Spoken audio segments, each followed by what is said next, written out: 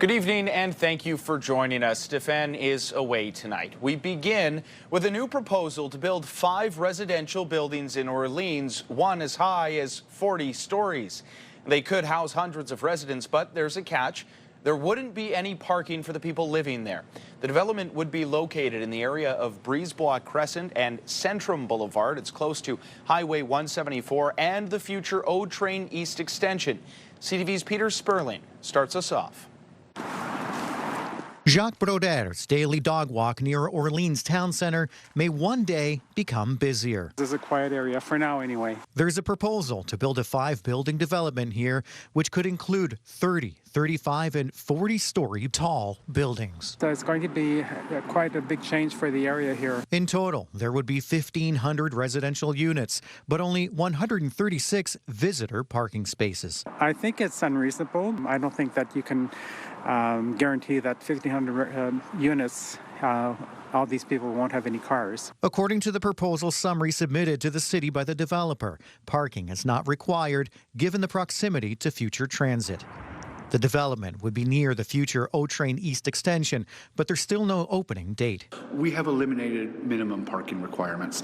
Ottawa Councillor Jeff Leeper says it's up to developers to decide if or how much parking to build. There's been a recognition that that should be left up to the market. Well, that's going to be a problem because surely people will have cars. That's crazy. But some welcome the project. Not everyone wants a car, not everyone can afford a car, and not everyone can drive a car. So I'm really, really happy and really support to see an opportunity to give options to people. I think the development is long overdue and it's an awesome opportunity for Orléans. This local business owner embraces the added density to the area. Most people who want to live in Orléans, they can't afford the houses in Orléans. So if you give that opportunity, it's just going to be a win-win for everybody. The area councillor Matt Lulov says the existing infrastructure doesn't support an additional 1,500 units, and some resident parking is needed. It's an exciting prospect to welcome new residents to Orléans, but the infrastructure needs to be in place to support that growth, and it just doesn't exist right now. Peter Sperling, CTV News.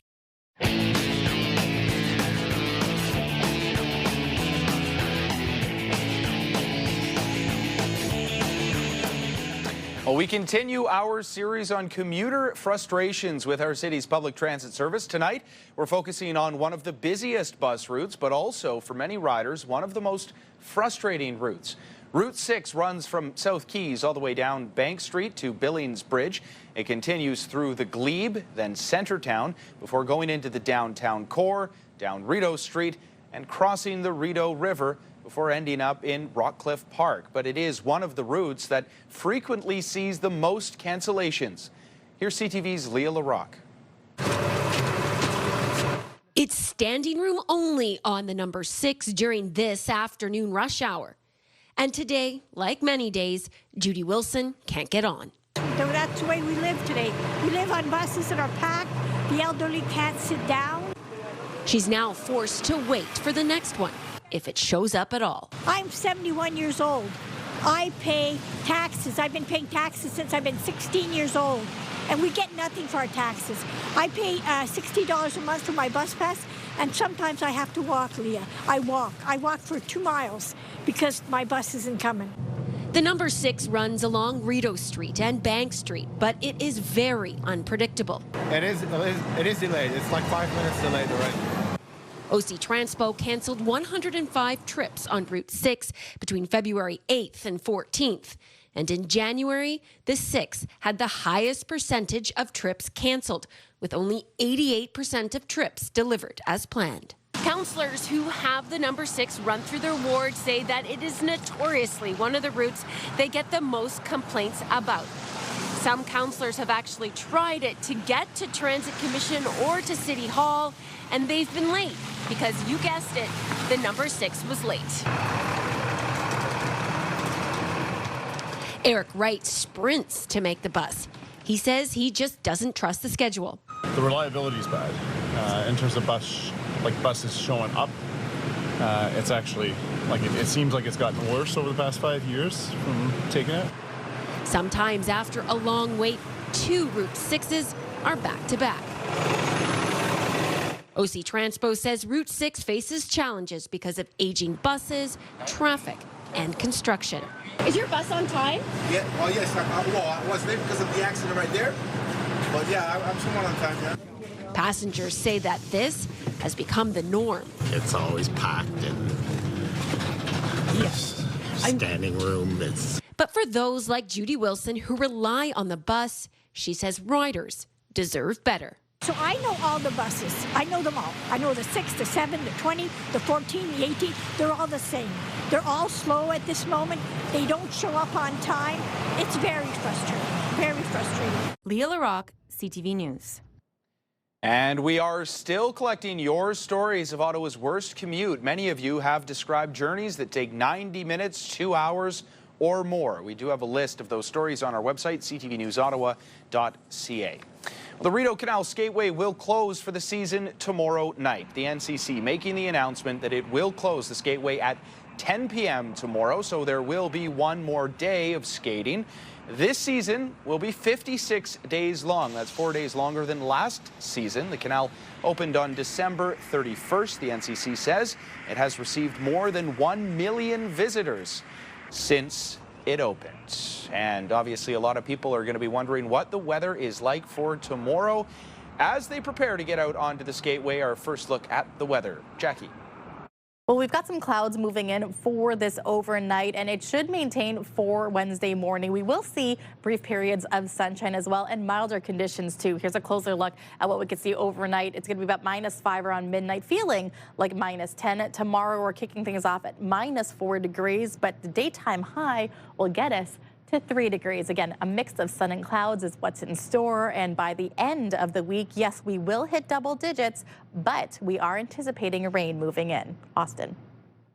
Well, thank you, Jackie. A $200 million plan to revitalize the ByWard Market is one step closer to becoming a reality after a city committee approved the initial proposal today. It includes rehabilitating buildings and public spaces and transforming a popular parking garage into an arts hub. But many say those parking spaces in the area are needed. The garage is located at 70 Clarence Street. It has nearly 300 spaces, but it is nearing the end of its life. CTV's Tyler Fleming has the details. There is a bold new vision for the ByWard Market. Change is good, and the market needs some change. Shop owner Jacinto Anguaya has been here since 1995. He likes the idea of a pedestrian-friendly, accessible district with more public spaces. But there remains one must-have for the redevelopment. The parking is essential in the ByWard Market. Part of the city's $200 million plan would see the aging Clarence Street parking garage transformed into a new arts and cultural hub. It's very important to have parking for this area, you know, for the businesses, for the restaurants. You know, people. I know it's going to be a new venue for music too. People need to park somewhere. The old parkade with 290 spots only has 2 years of life left. They need to upgrade it because the retailers are already short on good parking. Money well spent to keep it. The city says underground parking is possible, but it would add roughly $50 million and replace only about 60% of the existing spaces. If it's within budget and we're able to, then why not put it under there? Because we're still getting the above ground needs for the power, for the merchants, and art gallery. The ByWard Market District Authority says even without the garage, there's plenty of spots. We do have about 4,000 within a 15-minute walk. But others disagree. There are currently only 45 spaces available, and it's not even a busy day. For now, the city is turning the garage into a 3-hour pay and display system. There's not enough parking on the market, whether there's transit available or not. We still need parking spaces. Anguaya agrees, adding the city needs to ensure shop owners are included in the discussion. This is our main source of income, and we need to, have an assurance that what's going to happen with also us here. Tyler Fleming, CTV News. A transport truck driver was lucky to escape unharmed after a load of wood went through a trailer and into the back of his truck cab on Highway 417 today. It happened in the westbound lanes at Pinecrest at around 11:30 this morning. Police say the driver came to a sudden stop because of construction. Lane reductions were in place, and it created a massive backlog for hours As it was cleared, the driver was handed a $390 fine for having an insecure load. Well, the owner of a downtown parking garage that partially collapsed last year plans to reopen it. A section of the garage at 170 Slater Street collapsed last February, sending slabs of concrete, piles of snow, and other debris down multiple levels. About 50 vehicles were stuck inside the garage for weeks. The owner says reconstruction work is set to begin in the near future. The cause of the collapse remains under investigation, but city officials said the snow banks on the top level were, quote, without a doubt, a contributing factor. The city's Auditor General is reminding residents there is a hotline you can use to snitch on city employees. The Fraud and Waste Hotline is a confidential and anonymous tool that is available to residents and city employees to report any allegations of fraud or serious wrongdoing. The Auditor General says they receive more than 300 tips every year. A great example of how successful it is about a year ago, we actually reported on what appeared to be a kickback scheme between a group of landlords and a city employee. And this particular situation was actually impacting the most vulnerable population of the city. So it did exactly what it was intended to do. We had allegations brought to our attention, we investigated them, and we reported on the matter as timely as possible. This awareness campaign comes ahead of the 2025 report on the Fraud and Waste Hotline, which will be presented at an audit committee meeting on March 31st. I would like to stop switching. Stop switching. Just keep it, leave it alone. BC is moving to permanent daylight saving time, but could that ever happen here? We'll have more on that after the break. There's a live look through our Centennial Glass sky cam. It is -4 degrees. Well, twice a year we switch the clocks and then we debate why and whether we should continue. Daylight saving time begins this Sunday, and in BC it will mark the last time residents there will flip their clocks. That province is moving to permanent daylight saving time, but the question is, could that ever happen here? Here's CTV's Dave Charbonneau. For most of Shane Fear's life, he's never had to deal with changing to daylight saving time. I'm from Saskatchewan originally, and so over there they've never had it as far as I know. Well, it takes a little thinking, you know, spring forward, fall back, what does that mean exactly? It's not a big deal, it's only an hour, right? But at the same time, I feel it's unnecessary. And the British Columbia NDP government agrees. BC is now switching to permanent daylight time. But this sleep expert says sticking to standard time is best for our health. The time that we're in now is, the normal time that's dictated by the sun. A lot of people are already sleep deprived, so this kind of worsens that. But also the fact that we're getting more light in the evening, it actually suppresses our sleeping hormones that kind of rise before bedtime and pushes our bedtimes and our sleep times later as well. As for Ontario, Premier Ford has stated the province is ready to follow BC's lead, but with a major condition: only if Quebec and New York State also follow suit. In a statement from the Canadian Federation of Independent Business, they say, while some may be relieved not to change the clocks each year, the lack of coordination with other jurisdictions risks causing confusion and disruption. The Canadian Federation of Independent Business was upset with the move away from the time change. And when you have different time zones, it increases the chance that that becomes complicated and difficult. So it increases the friction in business transactions, or increases the chances that, your scheduling is going to be disrupted from, an inability to deal with that time change. Most Ottawa residents we spoke to are in favor of doing away with changing the clocks. You get screwed up when you have to change your sleep. So don't change your sleep patterns. Everything will be fine. I absolutely hate it. I don't understand why we have to do that.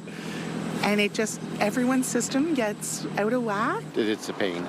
I don't mind the fall back, but the spring ahead's a pain. I think I'm pretty adaptable myself, so I don't know that I have a real opinion on the matter. For most Canadians, clocks spring ahead 1 hour this Sunday morning at 2 a.m. I would like to stop switching. Stop switching. Just keep it, leave it alone. Dave Charbonneau, CTV News. Well, the one good thing about springing the clocks forward is that it means we're one step closer to warmer weather. Jackie.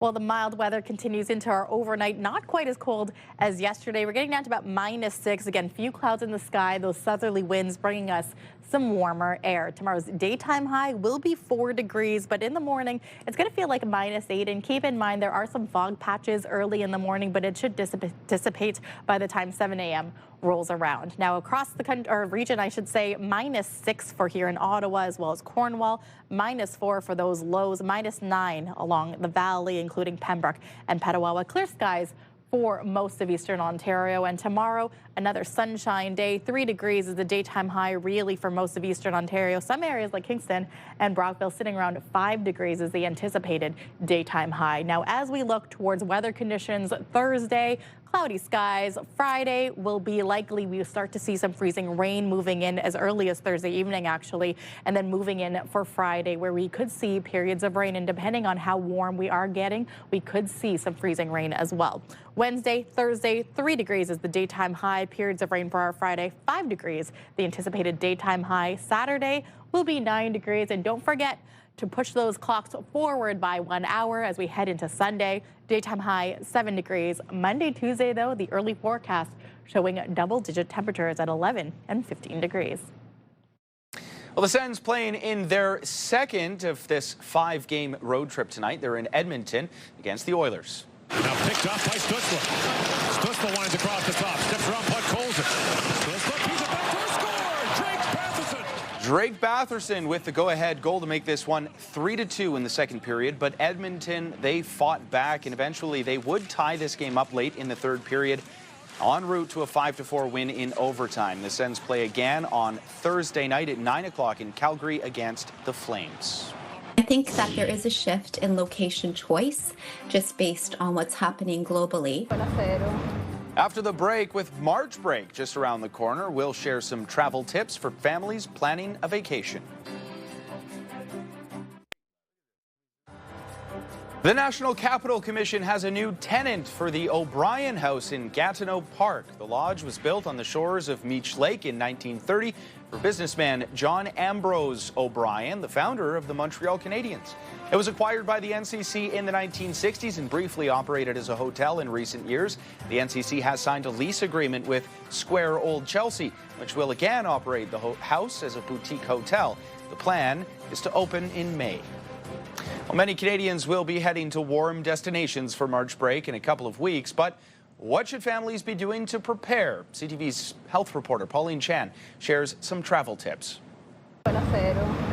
With Cuba, Mexico, and Florida off many Canadians' lists for March break travel, Dr. Christine Palme says she's hearing more about patients planning for Southeast Asia, the Mediterranean, and Central America. I think that there is a shift in location choice just based on what's happening globally. And that may mean different vaccinations are needed. Some locations such as Africa, Southeast Asia, they do require pre-planning in order to get the vaccines. There's also some financial costs that may be associated with this that may need some financial planning in advance. For example, anti-malaria medications must be taken before, during, and after your trip, depending on where you're traveling, and new vaccinations are always being developed. We now have vaccines against chikungunya, which is an illness that can be quite devastating. There's some things down the pipeline for dengue fever. Measles is spreading in many countries, so make sure all your standard immunizations are up to date. Patients who have chronic diseases may need to speak to their family doctors about bringing certain medications, antibiotics, particularly if they're traveling somewhere remotely. So, really, there's not a one size that fits all. Anti-nausea medication, diarrhea treatment, and pain meds are recommended for your first aid kits. Don't forget sun protection and bug repellent, especially in areas where mosquito-borne illnesses like Zika, chikungunya, and malaria are common. And while March break is less than 2 weeks away, there is still time for vaccinations. Generally speaking, nothing is too late. Dr. Palme says visiting a travel clinic, especially for overseas destinations, is a good idea. Pauline Chan, CTV News. You know their name, you know their date of birth. You could probably go to one of these platforms and get that information. Still ahead, how Equifax is now facing a class action lawsuit over allegations the company has failed to protect personal data.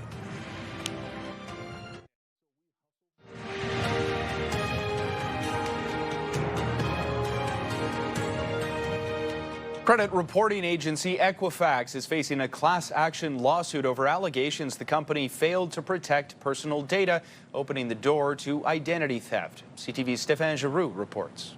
So this is what I got back. Solomon Aboudaram recently found out that someone got a hold of his credit dossier using fake information, setting him up for possible identity theft. But I don't know who that party is. They don't know who that party is.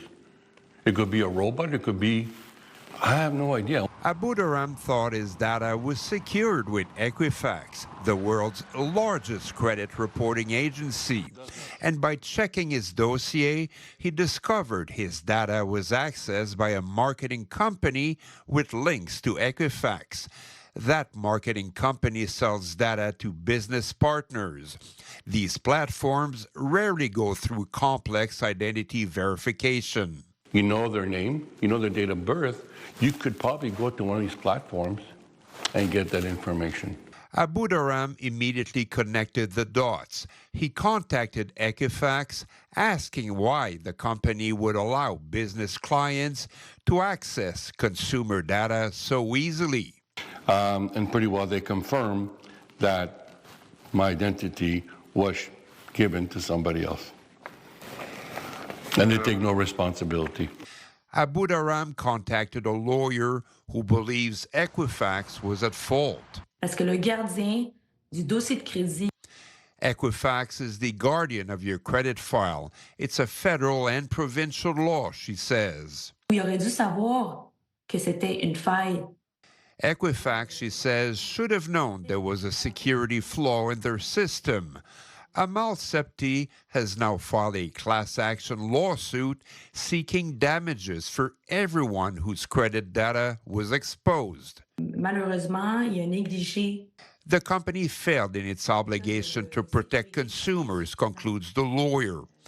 Contacted by CTV, Equifax denies the accusations and said in a statement, he will vigorously defend those claims through the appropriate legal channels. Equifax plays an important role in the financial lives of consumers, and we take that responsibility very seriously. The class action suit needs to be authorized by a tribunal before it can proceed, and the facts remain untested by the courts until then. But for Solomon Aboudaram, his findings prove that despite years of efforts, securing private data remains an uphill battle for most Canadians. Stéphane Giroux, CTV News. I encourage people to still get online. You never know if there will be another phase that pops up. Looking ahead to the FIFA World Cup, tickets, however, will not be cheap. Details after the break. Far side pass, and it's an early shot. He scored!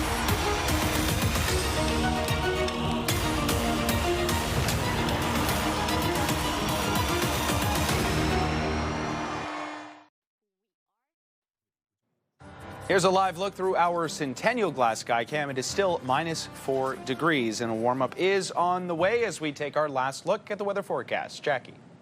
Well, calm winds anticipated for our morning, -4 to start things off. We're getting to a daytime high of about 3 degrees. That's the good news. This will carry us into Thursday. Friday and Saturday, we'll start to see temperatures continue to warm up. But Sunday, we could likely see a little drop in temperature for 7 degrees. But Friday, Saturday, that's what we want to focus on. We will likely see precipitation moving in through Eastern Ontario. Austin.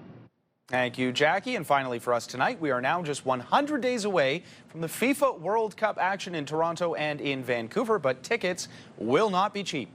I encourage people to still get online. You never know if there will be another phase that pops up. So to guarantee yourself a seat, you must buy a hospitality ticket, but that, of course, is pricey. A Champions Club ticket for Canada's first match will cost more than $6,000. Now, the second official way to get a ticket is through the last-minute sales window, which opens early April. The third option, of course, is to buy your ticket through resale, which also will be expensive. Canada's first match is on June 12th in Toronto. Unclear right now exactly who the Canadians will be playing. It's possible that it could be Italy. we'll know by the end of this month, and if Italy does make it to the World Cup, it'll be their first time at the FIFA World Cup since 2014, believe it or not. It'll be fun. Good night, everybody.